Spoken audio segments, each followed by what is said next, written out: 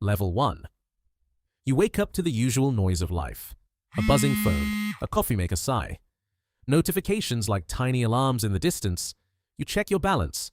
It feels heavy, like a fact stamped into your chest. You breathe. You look at your hands, and something shifts. You notice how quickly enough becomes relative. A friend posts a new car. Your stomach does a familiar cold flip. A headline screams about billionaires. Your thoughts go small. But then you remember a morning last summer. You had less, but you also had more time. You walked barefoot on warm pavement. You made an incredible cup of coffee. You laughed until your belly ached. It was free, and you felt rich. That's the first strange knot. Money is a number. Richness is a feeling. They are not the same thing. You start to ask a quiet question. What if wealth has less to do with your bank and more with your frame? What if it is, at its core, perception? Level 2. You run an experiment, not a lab thing, a tiny, private test. Today you refuse the comparison spiral. You scroll for 5 minutes and then close the app. You sit with what you already have. You notice the texture of your sweater, the way light hits the kitchen counter, the steady rhythm of your breath. A small unclenching begins. Perception needs an anchor. Anchors are ordinary things that ground you. Gratitude is one. Choice is another. You decide to name 3 simple things you own that make life easier. The lamp that reads to you. The shoes that take you everywhere. The friend that answers at midnight. Each item loses the sheen of scarcity. Each appreciation chips away at jealousy. You realize your social mirror has been dishonest. It makes desire look like emptiness. It makes someone else's highlight reel feel like your deficit. But what you own is not a ledger of shame. It's a collection of supports, and that's a different measurement entirely. Level 3. There is an internal scoreboard you didn't know you were keeping. Career milestones, paychecks, comparisons. You have been taught to tally worth like scores in a game you didn't choose. You pause. You examine the rules. Who wrote them? Advertising, your family, your past fear. Almost everything on that scoreboard is conditional. Promotion, applause, followers. Meanwhile, the things that actually sustain you, rest, curiosity, presence, do not score as high. You decide to rewrite the rules. Not all wealth is transferable. Time is a currency. Skill is a reserve. Health is capital. Relationships are investments with compound interest.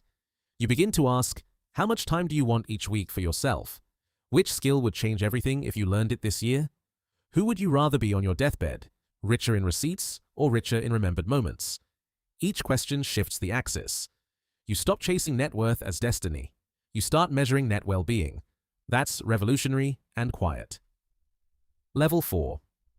Small practices become your tools. They are not flashy, they are ritual. You set boundaries around your inbox.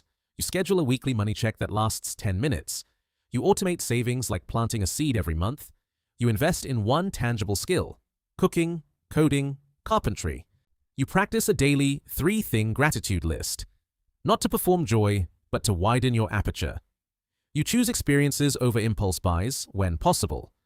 A morning hike costs less than a weekend of mindless shopping and gives a memory that compounds. You reframe luxury. It's not necessarily a thing with a price tag. It's the illusion of choice, the quiet of no rushing, the ability to say no. You allow small tests of generosity. You give time, advice, or a hot meal.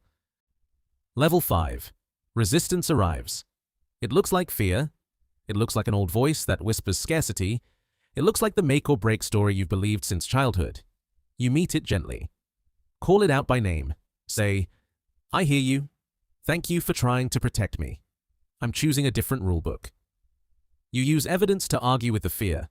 Remember months when you were broke and still survived. Remember kindnesses that cost nothing but transformed you. You chart progress in tiny increments. A saved $50, a lunch cooked at home, an evening without doom scrolling. Every small victory is data. It contradicts the myth that you must be desperate to thrive. You also make room for planning. Strategy relieves anxiety. An emergency fund is not shameful. It's respect for yourself. A budget is not a prison. It's a map to possibility. Perception changes when you hold both realism and optimism at once. Level 6. You tell a story differently now. To friends. To yourself.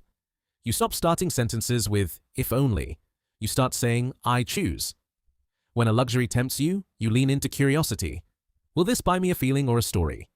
If it's a feeling, can I find it cheaper? If it's a story, am I actually buying a memory? You stumble sometimes. That's okay. Perception is not flipped overnight. It's trained. It is like learning to see color after years of gray.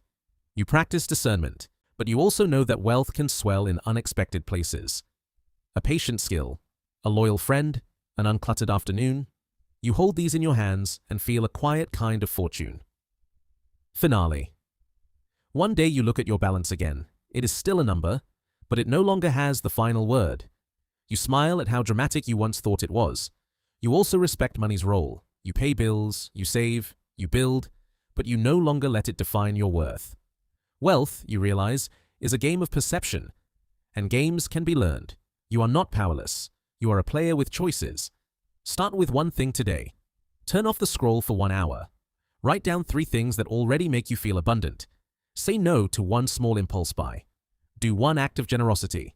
These are tiny moves. They are also tectonic over time. You are reshaping the meaning of wealth, one day at a time, calmly, relentlessly, with the steady rhythm of practice. You are becoming someone who carries abundance from the inside out.